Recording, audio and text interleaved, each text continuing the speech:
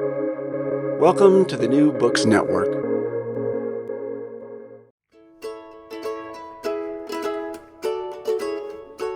Welcome to Recall This Book, where we assemble scholars and writers from different disciplines to make sense of contemporary issues, problems, and events. Usually, Recall This Book is hosted by Elizabeth Ferry and John Plotz, but today the podcast has two guest hosts. I'm Ajantha Subramanian, an anthropologist who works on caste and democracy in India and the United States. And joining me is Laurie Allen, also an anthropologist, who works on liberalism and international law in Palestine and Israel. This is the second episode of a three-part series on long-distance nationalisms. Today's episode is on Hindu nationalism in India, Britain, and the US. And the third and final episode will be a conversation between the two of us and John Plotz, in which we reflect on the two cases comparatively. And sorry, I should have said that the first episode, which we've already recorded, with Peter Baynart, is on Zionism in Israel and the United States. Our guest today is Professor Subir Sinha, who's a reader in the theory and politics of development and director of the South Asia Institute at the School of Oriental and African Studies in London. He's also a member of a commission of inquiry that is looking into the causes of the unrest among Hindus and Muslims in Leicester, a northern British city, in 2022. Thank you for joining us, Subir. So happy Thanks to have very you much, here. Laurie and Ajanta, for inviting me to your show. All right. So, as I said, we want to focus this conversation on the transnational dimensions of Hindu nationalism, but we thought we'd start by giving listeners a little bit about the Indian context. Hmm. So, Subir, can you situate the current moment in a longer history of efforts to consolidate Hindu supremacy in India? The rise of Modi as, initially as a kind of a rumor. There's a Modi in Gujarat. He will be the next great leader of Hindutva and things like that, which I think, given what happened in Gujarat, which was a massive massacre of Muslims following the burning of a train in which there were people returning after performing car seva or voluntary service at the site at which the Babri Masjid was destroyed. So you can see the fusion between Modi's rise and the sedimentation of the effects of the destruction of the Babri Masjid. And then maybe two or three other things which are probably more global in scope, but that is how India reacted to them. Things that were unleashed worldwide after 9/11, and particularly the firm identification that already existed within India, but now on a global plane between Muslims and terrorism. So now Hindu fundamentalists and people voting for the BJP could say, we are not the only ones linking Muslims to terrorism. The whole world is doing that. So kind of a global mirror in which the new kind of Hindutva found a lot of validation. The large-scale global crisis of capitalism in the 2007-8-9 period, which basically gave the impression of a crisis that could not be managed by the powers that held the state at that point, and effectively creating the crisis of the narrative of crisis against which a strong, great leader, can be seen to emerge, not only as a possibility but as a necessity. And finally, the rise really of new technologies of communication, which were very much in the nascent stages in any of the early iterations of the BJP coming anywhere close to power. But I mean, among that, obviously, connectivity, smartphone, a kind of an app culture, a meme culture, leading on from that, you're probably aware that India has among the world's largest, maybe it is second largest ownership of smartphones. If you look at platform after platform, like Twitter or like Facebook, so all of these things have among their largest market shares in India. And you also had in the sort of, the rise of the so-called neo-middle classes. This is a term Modi himself used to use quite a lot as a sort of an interpellation for those who would effectively become his supporters. who were middle classes as a result of the liberalization of the economy from the 1990s onwards, private sector oriented, people who actually invested a little bit in the stock market.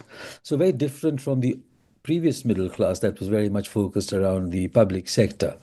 So when you say questions, when you ask me questions such as what kind of local reconfiguration of social groups happened and so on and so forth, these were some of the new social groups. We also, from that point onwards, have had an economy that is 93% in the so-called informal sector. There's a large, restless migrant population, quite precarious, that has been moving around, the country as well. So I think this is the kind of background to a lot of the questions that you raised, and one really important element of that has been that whatever was the consolidated political constituency of each political formation before 2014 and later saw a kind of a disintegration of those consolidated constituencies and a reassembling of them as the kind of a new, core of the support for Modi. So while you've just sort of started to give us an idea of what may be cracks in the system, we're interested to explore more the consolidation of the system abroad. And, Yeah. We've really seen the rise of official Hindutva and associated Hindu right organizations in the US, in the UK, really making its presence felt. And we saw that in recent elections in the US. We see how Trump is appointing Indian Americans right and left to very important positions like director of the FBI. We've seen how the sort of Hindutva has spread beyond the nation space of India itself. And we were wondering if you could talk a little bit about when and how that has taken hold abroad, and if you could say something about the kind of the ecosystem of organizations and characters that are really building Hindutva and the Hindu right, especially in the UK and the US. So what are the sort of connections between these formations? So obviously, with the UK and the US, there is a long history, but also let's not forget that Canada, Australia, New Zealand are all new battleground states as far as the kind of contestation for who speaks on behalf of the Indian diaspora is concerned. When we were in our graduate student days in the early 1990s in Chicago, we could see that in the sort of immediately post Babri Masjid, period, Hindutva's presence in taking control of temples in the greater Chicago area was already, underway. I remember that we were picketing a meeting of RSS people outside of Chicago in a suburb, and we were told that, among other people, in fact, that was the first time I'd heard of the man, that there was a rising star of the BJP called Mr. Narendra Modi. So these were, experiences and outreach Was that that the that was the BJP. 90s, yeah? Subir, that was That was in the 90s. early 1990s. Yeah. 1993, 94. It was actually a Right. very freezing winter's day as well, like a minus 20 or 30 with the wind chill. And there were people inside who had come to collect money for the construction of the Ram temple and things like that. So these were quite crude kinds of situations, right? Where you've got the middle to some of the upper echelons of the BJP coming to American suburbia. And you know how these things work in someone's drawing room, and people bring out their cash or their checks or whatever the medium of the transaction was. And if you consider that, sort of 30 odd years later, that whole thing has become so slick and so sophisticated. So, for example, some of this is written about in Edward Anderson's book on Hindutva and the diaspora, where he kind of tracks a little bit of this in terms of the US Sangh and the UK Sangh. Yep. But I thought also, you've got a very different demographic in the US and in the UK in terms of the profile of the Indian diaspora and within that of Hindus. So in the UK, you've got a large number of Gujaratis who have come in from East Africa. So they have not had any direct experience of living within India. We've done a survey recently for another project where we found that only 42% of Hindus in the UK identified as being supporters of Hindutva and being supporters of Modi. Okay, so this also is not untrue for many Gujaratis. So here in the UK, you do have a long history of Sangh organizations. If you look at the background of the Hindu Swayamsevak Sangh, the kind of international affiliate of the RSS, I think you will find that they have had a presence in the UK for about 50 to 55 years, from the late 1960s onwards. So, they've been there for a while. They have cultivated a few members of parliament from both sides of the aisle. So some left-wing Corbynites like Barry Gardiner is as much, committed to Hindutva politics, and he's a supporter of Hindutva politics in the UK, as, let us say, a right-wing Tory like Bob Blackman, who's the member of parliament from Harrow. And both of them will invite people that one might think of as hate preachers, or they might help with their visas. They might lobby for, as happened just now, Sadiq Khan appointed the Vishwa Hindu Parishad as in charge of Diwali festivities hosted by the Mayor of London. Oh my God. Yeah. Wow. About 10 to 15 odd years ago, when the Dalit organizations became quite important and active in the UK, and they wanted to pass the anti-caste discrimination bill in Parliament, Hindutva, and historically, you've seen that Hindutva has been often written up as a response to the self-assertion of Dalits and of otherwise suppressed castes. Other lower castes as well, right? Yeah, that's right. So, so that was another sort of, rallying cry. Yeah. But the third element is that if you look at what has happened since Modi came to power in Gujarat and after, for a lot of people who have grown up in Gujarat, let us say, if someone who was born in, let's say, 2002, and therefore is now 22, 23 years of age, their entire common sense is Hindutva. They grew up, with sort of lionizing Modi. I've had checkout clerks at a local Tesco telling me very proudly that she was from Gujarat, which is Modi's land, and as an Indian, I must be so happy. So there's a kind of an innocent element to this degree of fanatic loyalty to Modi, which is entirely divorced from the violence which has been the vehicle to power, for both Success. him and for the kind of politics. Yeah. And ultimately, the social media thing comes in massively in terms of linking the mothership to the satellite. We actually wanted to ask you about social media. Yeah. So you have this essay on the role of social media in advancing the Hindutva Yeah. project, and there's some really interesting points that you make in that. And one that I wanted you to kind of elaborate on is you say populism today dissolves to an extent the line between politics from above and below, Yes. right? So are you distinguishing today's populism, which is so dependent on social media, Yeah. from previous variants? So Yeah. how exactly does populism both blur the line between elite and subaltern politics and simultaneously rely on the distinction between the people and the elite, which is such a standard element of populist strategy?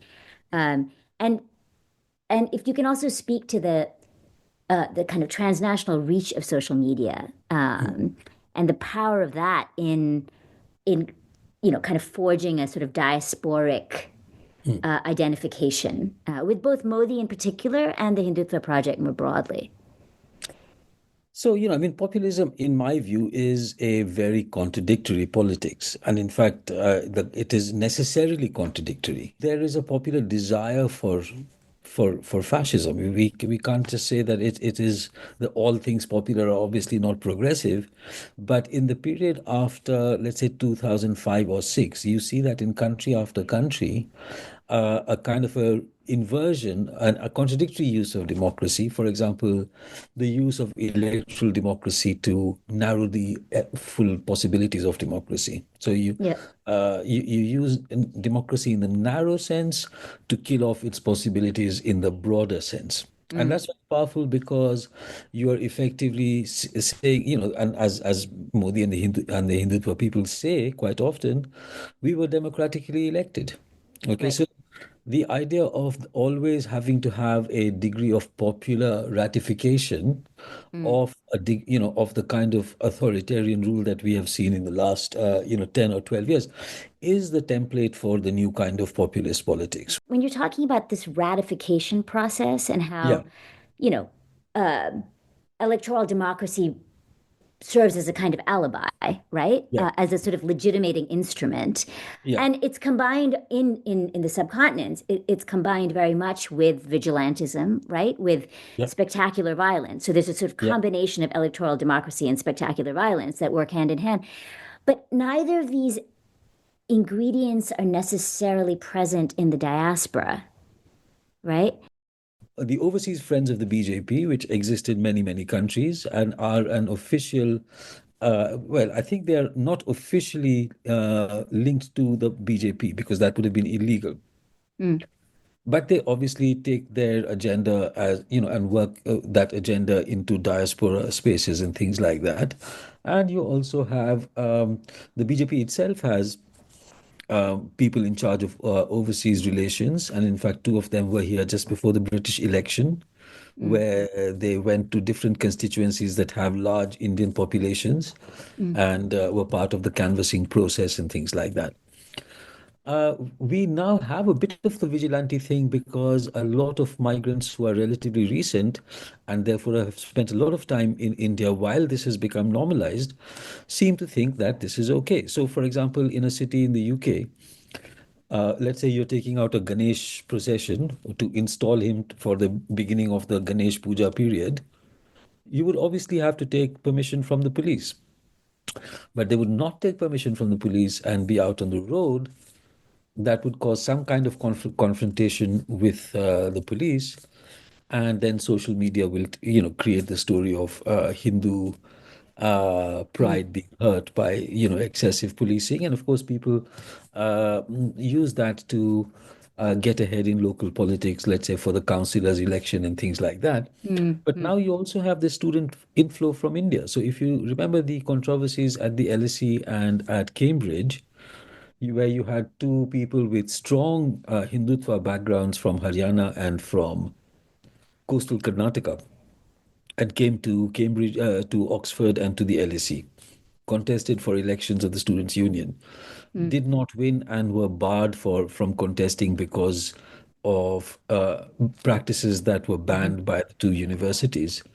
Then were picked up by Indian fake news sites like Op India and things like mm, that, mm, and basically went back to launch their political careers in Haryana and in Karnataka. Okay. Interesting. Yeah. So you come from a Hindutva background, you create a controversy on a British university campus or in a town, you then go back with this as a part of your new CV, if you want, mm, LLB mm. plus created a fuss, and then that becomes the basis for you to, become one of these kinds of people.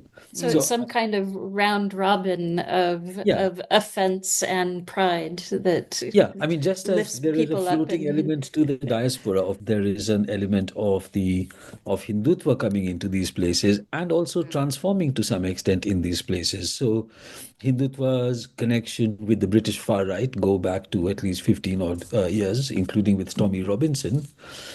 In fact, a number of very prominent Hindutva handles abroad and in India uh, were hoping to welcome Tommy Robinson to India in November, but of course he got arrested, so that was not going to happen. But they platform him all the time on Times Now television or India Today television or in Op India and its YouTube channels. You can see that that is the case. But I was wondering, to what extent does far right supporters who play a role on social media, are they trying to exact a kind of vigilante violence through their trolling and commenting and kind of whipping up this emotional storm on behalf of a Hindutva sort of alliance and an allyship? Can we think of it in those terms at all? We can think And of I it and I partly in also those terms, but yes, carry on. I'm also wondering about, this quick resort to hurt, right? Yeah, Like Hindus being hurt, yeah. religious sentiments being wounded. Do you think it plays differently when that is yoked to a minority standing in the diaspora versus yoked to a kind of majority population in quotes in India? So does the sort of mobilization of religious sentiment work differently in the two contexts? And how much does the kind of does religious minority standing in the diaspora feed into this kind of mobilization of sentiment differently than it So does in in a the? short piece I wrote for Seminar magazine, I used our mutual friend Diane Nelson's evocative phrase, fingers in the wound. Mm, And basically because, as you say, there's a lot of hurting and wounding and kind of picking away at the scabs to let the blood flow out again. Those kinds of elements are very strong elements of Hindutva, and I think they're a very strong element of contemporary authoritarian populist politics elsewhere. So, for right. example, a lot of Modi speeches will go, do not forget what they did in 1800 and whatever. So there has to be a constant politics of hurting and then again of feeling hurt. So Mm. I'm hurt that on my Thursday fast day you sell chicken or something like that. Okay. So people are also, so the idea of who is hurt and why and who's hurt more and who's being provoked has become far too sort of common and sort of a constant thing. And maybe that ties to Laurie, your questions on social media, because I thought between the diaspora and sort of India as a physical space, the relationship is number one of, like, if you want to call it, simultaneity. So, for example, the same piece of information that someone sitting in India might get on their WhatsApp, group is exactly the same that comes to me here sitting in London, or you sitting over there in the US and things like that. So the idea of if you think about some of our more classical and canonical writings on nationalism, such as, Benedict Anderson and things like that, the print capitalism has given way to app capitalism Mm. as the new sort of skeleton, the new kind of structure around which to imagine a transnational community. And obviously, this has made it simultaneous. So you can have the consecration of the Ram temple going physically over there in Ayodhya. And of course, we can watch it on many Indian channels in the US or in the UK on our satellite, dish subscription service. But of course, we can also watch it on our phones in public transport or sitting in a park or other kinds of things. So it sort of makes that thing possible. And maybe the second connected to that is the idea of assembly, which is that it is possible to be both globally dispersed and to assemble as a collectivity around these kinds of events. So to the extent that the idea of participation in this kind of an assembly takes forward the and consolidates the constituency of Hindutva. That's quite important. And then, those videos of extreme violence, including of killings and mob lynching, Mm. you have to sort of think of it as, again, not just vicarious, but that you are participating in that event in a particular way. So that is the whole purpose of being able to put on a 4-minute clip of a long and lingering tortured, someone is being killed. And it was initially very shocking when the first ones of these things came out in the 2015-2016 period. I think it was Pehlu Khan who was lynched in that particular episode. But it's just far too common. Any far-flung, no-name town, you can just see that sort of thing.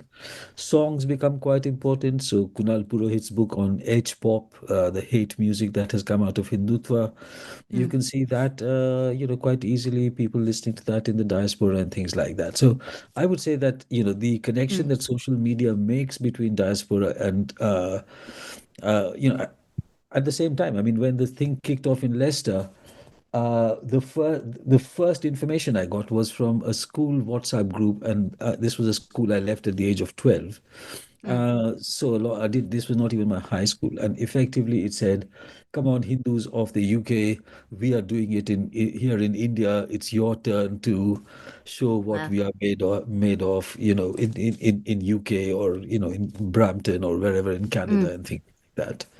So the idea that the assertive Hindu is someone who is open to taking violent action against Muslims is obviously one of the main uniting elements of Hindutva transnationally, meaning from the nation and then across other nations.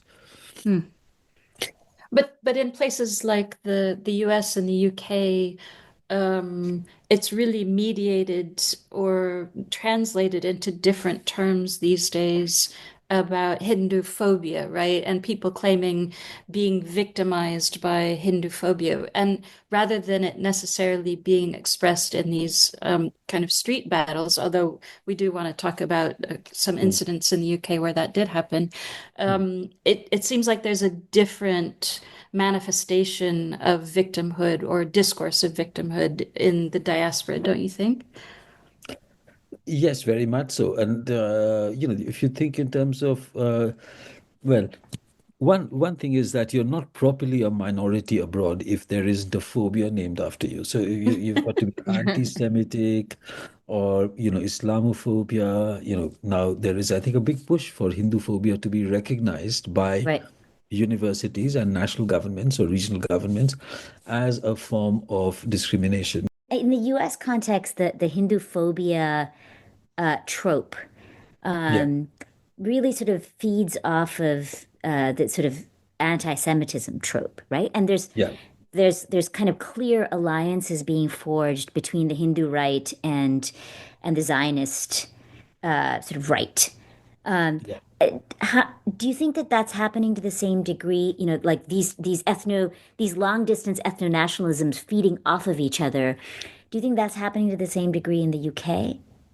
It is happening, but not at all in the same degree. And I think that fact that in the US, the sort of politics around anti-Semitism and is far more advanced. And it becomes easier for Hindutva to mimic it and to use it as a vehicle, given the close connections between the radical Zionists and Hindutva people over there.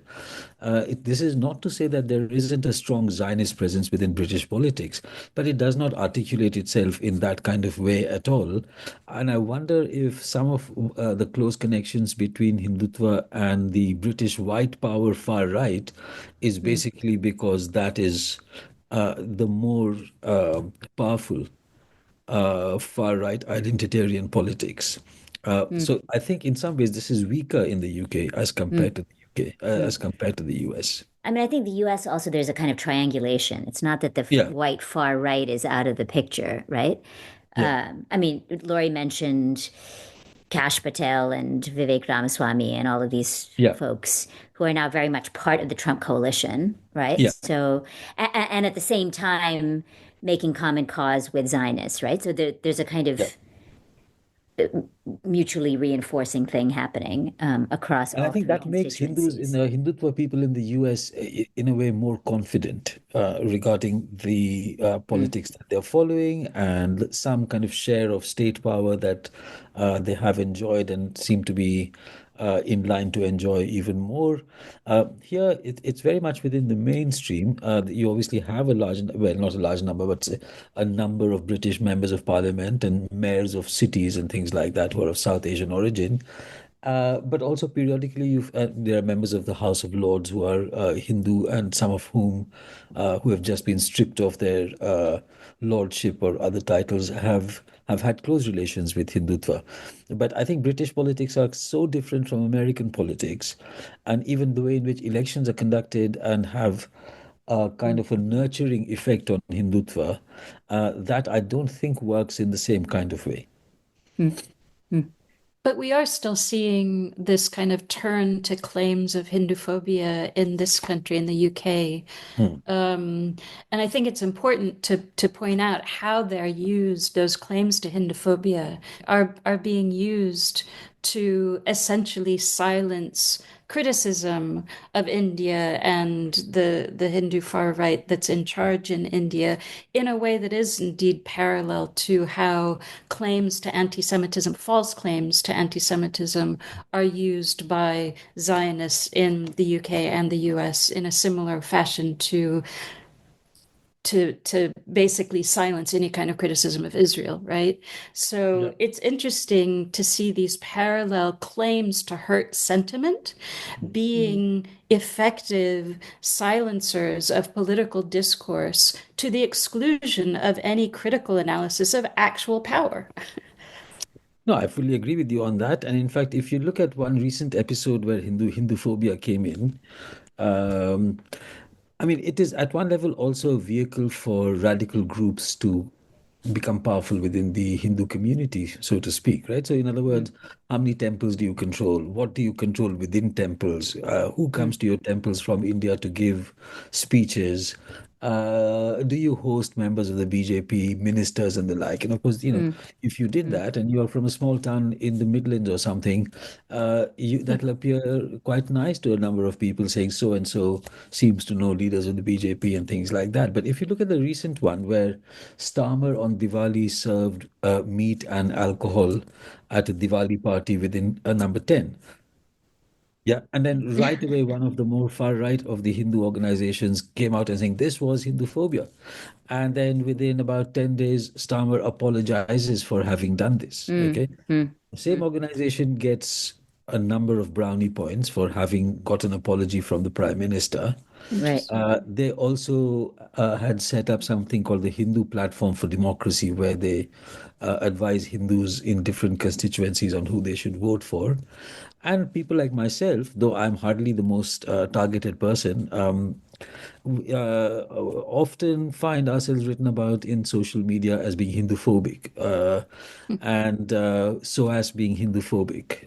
And the SOAS director being Hinduphobic and things like that. So I don't know if that goes down too well. And that is why I feel that the percentage of 42% Yeah. beyond Yeah. which is roughly equal to the percentage of votes that they get in an election back in India, that seems to be a kind of a ceiling.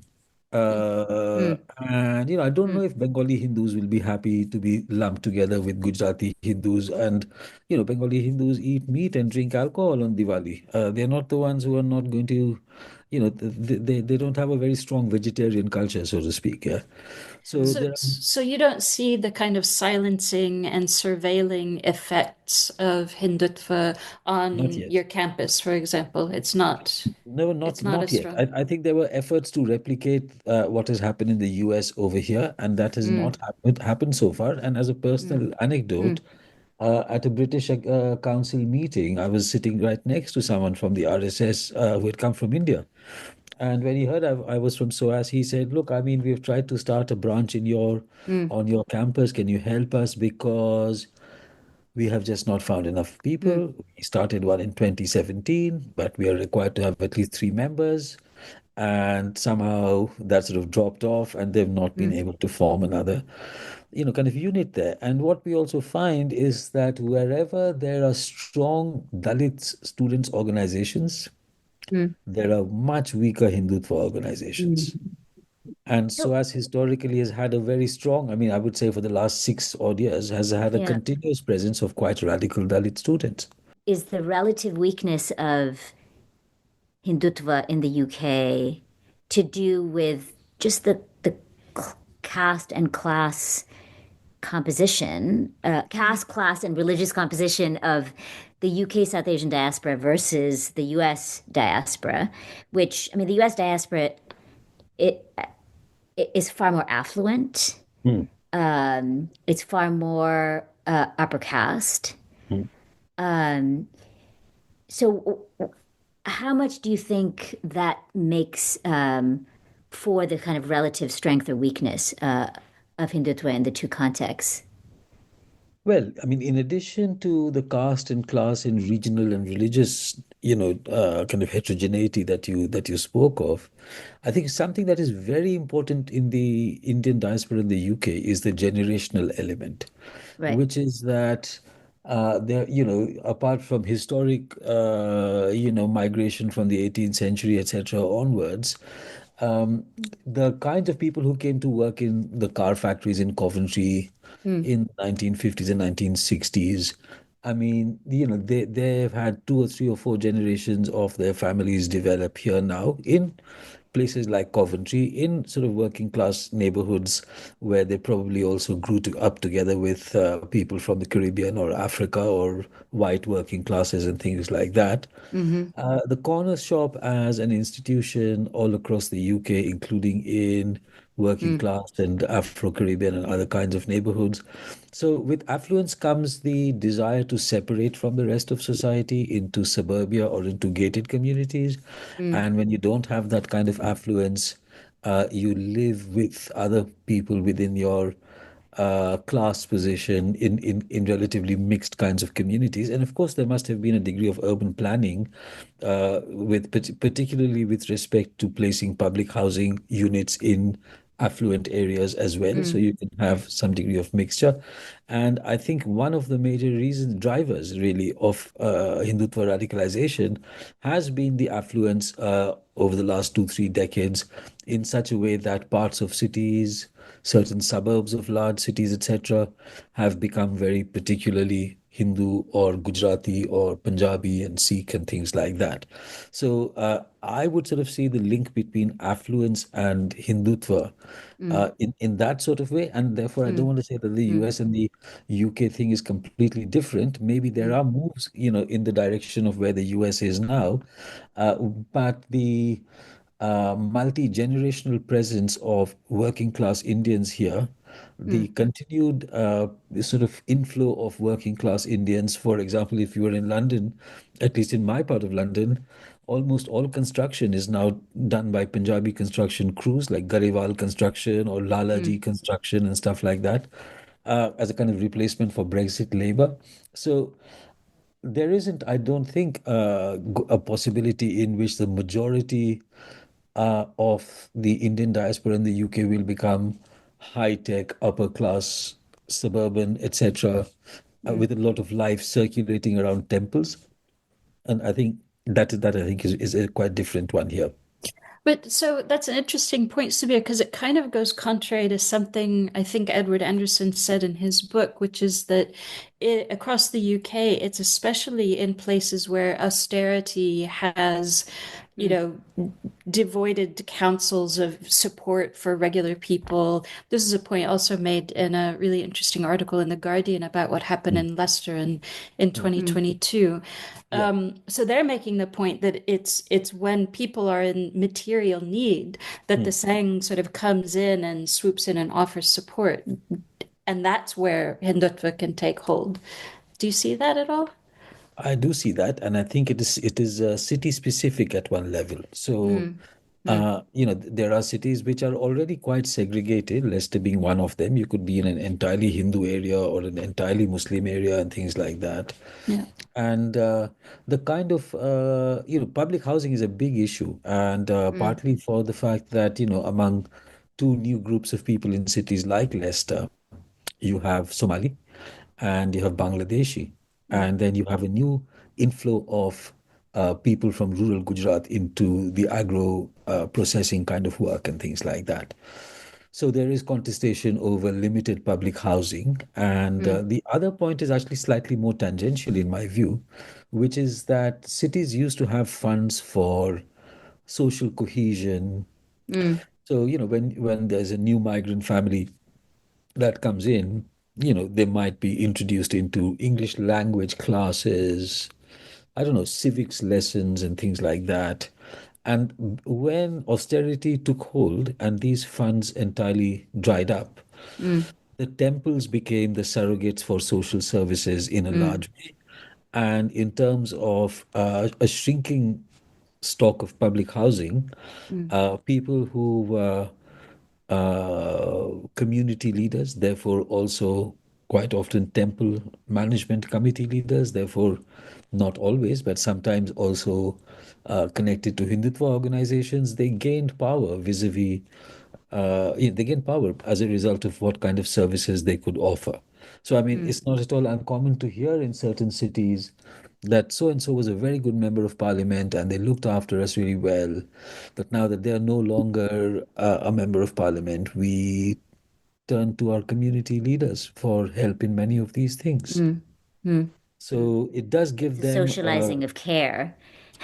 very much so. And, I mean, Yeah. imagine that you've come in as a new migrant from, let's say, Gujarat, and you have Mm, very poor knowledge of English. mm, And the person employing you in their agro processing unit also happens to be on a temple committee or something of that sort. So they can sort out a lot of things for you, but obviously, they require from you a kind of overt and public show of their kind mm, of being your backer or something like that in a local election or something. mm. And that I think, I mean, maybe this is also a difference between the UK and the US that I think the sort of orientation of migrants around places of worship and the role of um, of community in that sense, of community institutions Mm. in providing a sense of security, solidarity, etc.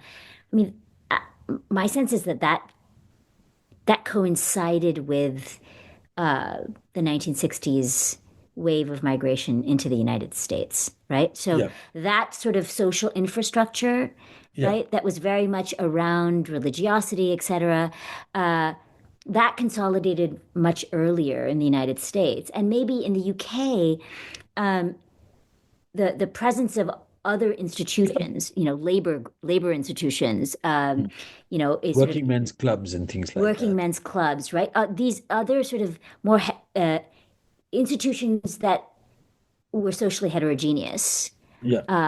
that kind of mitigated the consolidation of these sort of more particularistic identities.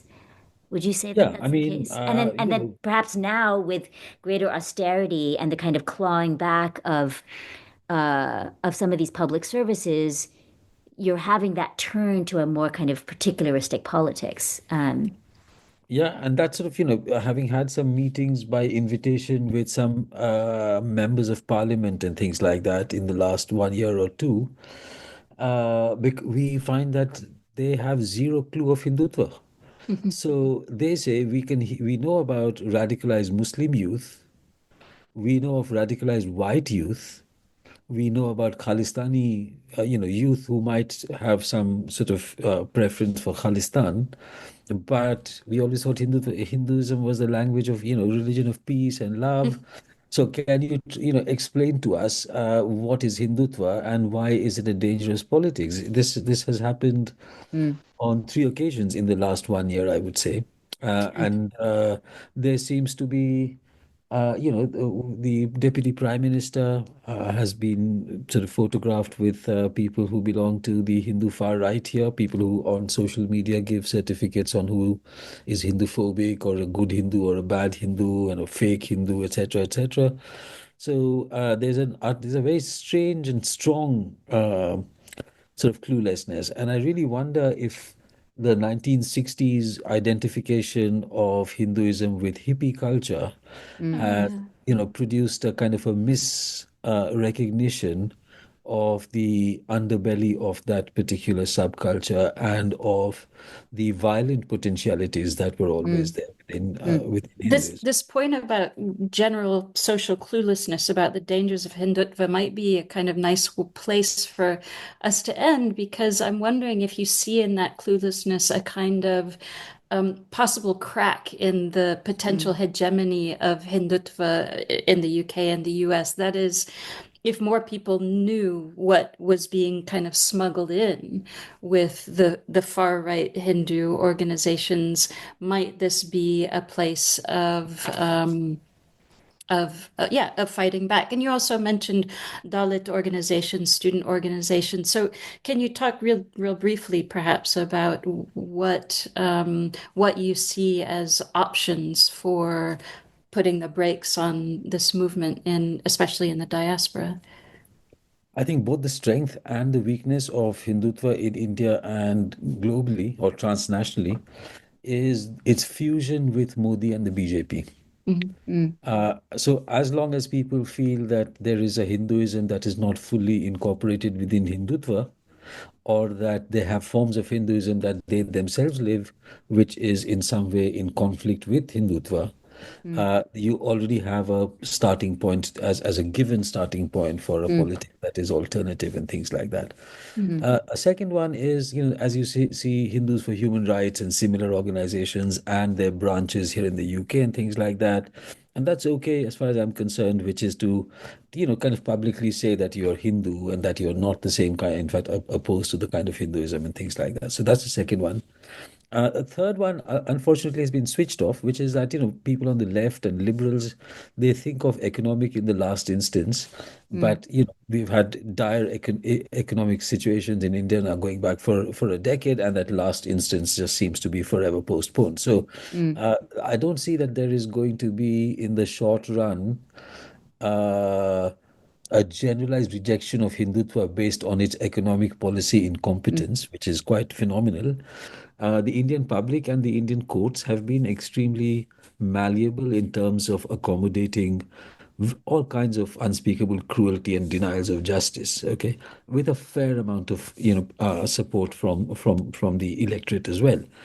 In the diaspora, I think that those two are engines of the growth of Hindutva that do not find the same degree of traction. Because obviously this is not a place in which you could commit the unspeakable violence that you can in let's say Uttar Pradesh or Uttarakhand or something like that. So it lacks those some of the critical glue that ties together people within the Hindutva project within India. In India, not so much mob rule, but like rule by mob is very much a part of the BJP's kind of statecraft, if you want to call it that. That kind of rule by mob is just not possible in a scenario like the UK or in the US. Not for Hindutva. It could be possible for, people who supported the January 6th uprising in the US, or uprising, I call it, but the insurrection, I believe, is the other word floating. So some of the critical conditions of possibility are just not affordable to Hindutva in some of the lands that it finds itself in. Which I think has to do in part with demography, in part with the relationship between a minority population and the state, right? So those are kind of And the inbuilt structure of the state limits. itself, and Right. representation within state institutions and so forth. So Subir, this podcast is called Recall This Book. Yes. And one of the things that we do at the end of these conversations is ask our guests to recommend a book to our listeners, something Just that a they book, okay. Well, I'll recommend a popular book. It's written by one of our ex-students, Kunal Purohit. And there are other books I would have thought also, but this is a like fun slash chilling book, and it is called H-pop, and it is about hate music. What's it called now? Let's just H-pop, the secretive world of Hindutva pop stars. Okay, and I'm recommending this book for the following reason. Some you might be aware of the work of someone called Richard Manuel, who wrote a book called Cassette Culture in North India in the late 1980s, early 1990s, I think, maybe 1992. And he kind of looked at the proliferation via cassette culture, people on long distance buses on which speeches, are blaring and things like that. And we are now in a similar moment, but in a technologically very different one, where you could basically record a completely genocidal song, and you can go to any studio in a small town, get out in an hour, have 3 songs recorded, entirely, kind of drum machines and things like that, fully electronic, and it can go viral. And in fact, the more violent it is, the higher are the chances that it'll go more viral. These are songs that get played outside of mosques just before riots start off. People involved in mob lynching might be playing these songs. And right after this, during the swearing in of the new Maharashtra government, Kunal Purohit noted that H-pop stars were singing songs in front of the BJP's top echelons. So how songs like this work to radicalize you and to mobilize you and to bring you into an assembly of like-minded people, and kind of create consent for the kind of unspeakable horrors and so on that we were talking about. I think it's a very readable and chilling and readable book. Yeah. Thanks for that. Add that to the top of our list of chilling reading that captures this moment of the world.